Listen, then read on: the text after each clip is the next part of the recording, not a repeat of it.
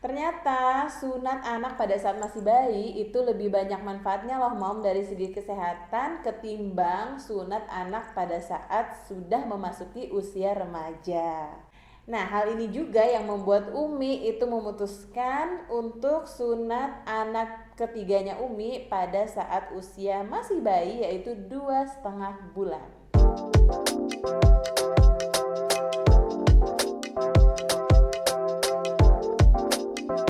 Hai guys, assalamualaikum. Ketemu lagi bareng Umi Dianti di sini. Waktunya kita mom sharing. Nah, kali ini Umi mau sharing mengenai sunat pada anak laki-laki. Kebetulan kemarin Umi habis lahiran anak ketiga dan berjenis kelamin laki-laki. Dan Umi memutuskan untuk sunat anak ketiganya Umi pada usia masih bayi banget, guys. Jadi untuk diketahui, sunat ataupun khitan adalah proses pemotongan kulup atau kulit yang menyelimuti kepala penis pada anak laki-laki. Nah, manfaatnya apa saja sih bagi kesehatan ketika kita melakukan sunat pada saat masih bayi? Yang pertama, bisa mencegah masalah penis. Kalau tidak langsung dihitan, pada saat anak bertumbuh remaja, itu bisa jadi kulup menempel kuat pada ujung penis. Dan biasanya menyebabkan fimosis atau peradangan pada kulup. Nah, yang kedua, mengurangi infeksi saluran kemih. Karena penis yang sudah disunat itu lebih mudah dibersihkan. Yang ketiga, mengurangi resiko kanker penis. Dan yang keempat, menurunkan resiko terkena penyakit seksual menular.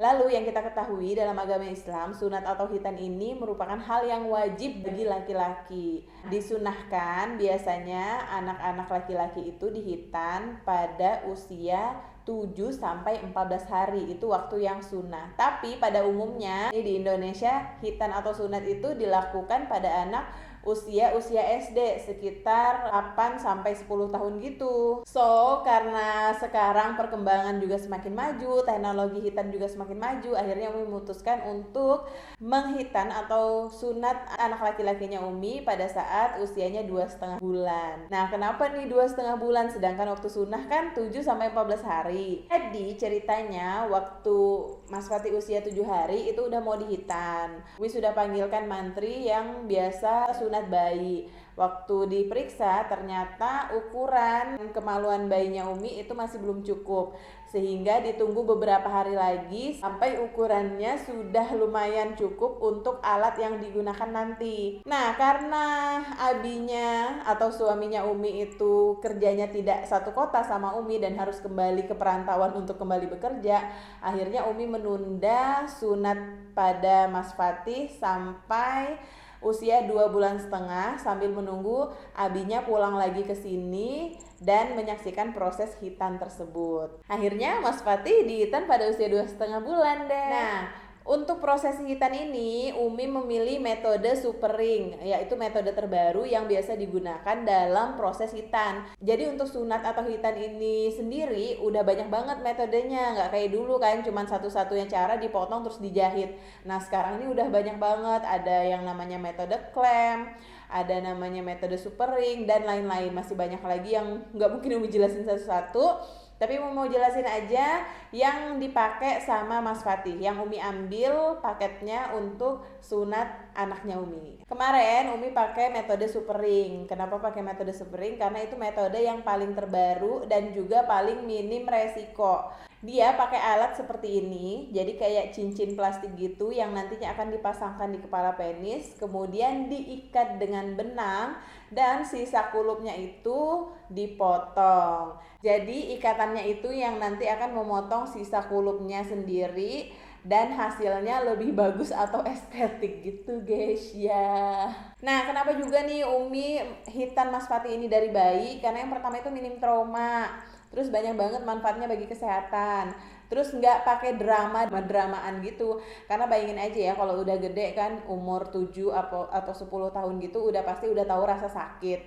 Terus udah tahu rasa takut. Otomatis pada saat kita mau sunat mereka kita harus minta kesiapan dari anaknya dulu. Kemudian setelah anaknya siap, kita harus berikan banyak sekali pengertian agar anaknya tidak takut. Kemudian mau menahan rasa sakit, kemudian mau kooperatif kerjasama dengan orang tuanya untuk proses penyembuhan. Nah, ini yang sebenarnya momok bagi Umi kalau ketika anak itu disunatnya pas sudah mulai beranjak remaja. Umi takutnya akan banyak drama-drama yang sebenarnya itu tidak perlu ada gitu loh. Makanya Umi memutuskan menghitan atau menyunat bayinya Umi ini di usia bayi selain dari faktor sunnahnya tadi. Nah, proses hitannya itu nggak terlalu lama ya, hanya kurang lebih 30 menitan gitu karena prosesnya juga berlangsung cepat dan pengerjaannya juga lumayan cepat ya karena anaknya juga kan dibius atau di anestesi gitu. Waktu di anestesi aja ada rewel dikit karena disuntik anestesi keliling, tapi suntikannya bukan kayak suntikan biasa ya, cuman kayak pulpen gitu, dia klik klik klik gitu kayak kita kalau mau cabut gigi. Nah, karena sudah kebal jadi pada saat proses sunatnya atau proses pengguntingan bagian kulup itu si bayi udah nggak rewel lagi, malah bobo malah bobo anteng. Dengan catatan Umi pompa ASI-nya Umi masukkan di botol dot, jadi ketika mau minum si bayi minum melalui dot, jadi nggak perlu harus menyusui. Proses hitannya itu tidak perlu terganggu untuk proses menyusui. Nah, setelah selesai prosesnya, jadi prosesnya itu pemasangan ring, kemudian pengikatan, lalu digunting bagian ujung kulupnya, kemudian ada kayak tangkai dari ringnya itu juga digunting, udah selesai gitu doang. Dan si bayi udah bisa pakai pampers tentunya. Cuman karena Umi juga khawatir ya, namanya ada luka dan pasti sakit kalau misalnya kegesek-gesek, jadi Umi lebih milih untuk tidak menggunakan pampers. Jadi Umi beli underpad untuk alas si bayi dan nutupin aja bagian atasnya. Jadi kalau pipis itu tahu aja kan kalau anak cowok pipis itu gimana, jadi air mancur gitu, gitu kemana-mana disiram guys ya kalau misalnya si anak laki-laki itu pipis. Nah, untuk menghindari itu jadi Umi pakein underpad nutupin atas dan bawah. Lalu perawatan pasca hitannya itu cukup mudah karena nggak terlalu banyak harus dipakein ini itu gitu ya. Mandi seperti biasa, setelah mandi nanti akan dikasih salep. Nah, kita juga dibekelin salep kayak gini, ini dia nih salep oleh Super Ring.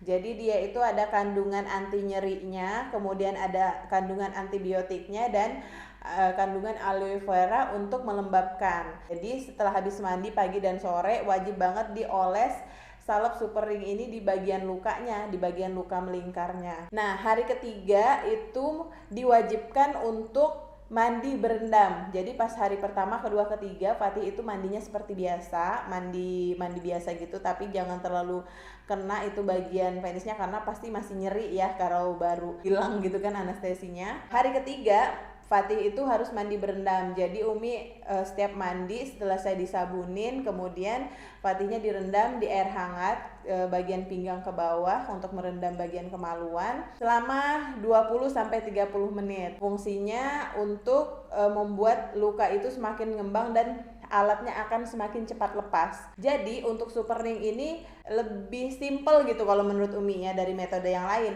Karena kalau kita pakai metode klem itu harus dilepas pada hari keempat. Nah, waktu dilepas hari keempat itu biasanya luka masih basah, masih sekitar 80%-an. Sementara kalau pakai metode Super Ring itu nggak perlu dilepas lagi, dia akan lepas sendiri sama seperti tali pusar yang lepas gitu. Ingat kan ya waktu bayi kita baru lahir itu kan ada tali pusar. Nah, tali pusar itu kan dibiarin aja nanti lepas sendiri, lepas dengan sendirinya. Sama dengan metode Super Ring ini. Jadi ketika diikat terus dibiarin aja, nanti alatnya itu atau siringnya itu akan lepas sendiri. Makanya lebih banyak berendam. Jadi setelah hari ketiga itu wajib berendam. Intinya tuh semakin basah, semakin lembab, semakin bagus. Alatnya semakin cepat lepas gitu. Kan hari ketiga udah berendam, hari keempat udah berendam, hari kelima alhamdulillah alatnya itu udah lepas. Nah setelah alatnya lepas baru deh kita menjaga lagi agar kemaluannya itu tetap kering. Kenapa? Karena untuk menyembuhkan luka sisa di daerah lingkaran alat tersebut. Tapi waktu alatnya lepas itu lukanya sudah lumayan sembuh sekitar 97% gitu. Jadi benar-benar cuma bagian bawah yang ada basah dikit dan tidak ada kayak berdarah sama sekali. Udah kulit jadi gitu, udah sembuh lah lukanya. Pas hari ke-7 alhamdulillah sudah sembuh sempurna. Oke, lalu apa aja yang dikasih saat anak itu selesai hitan? Jadi kita akan dibekalin 2 obat.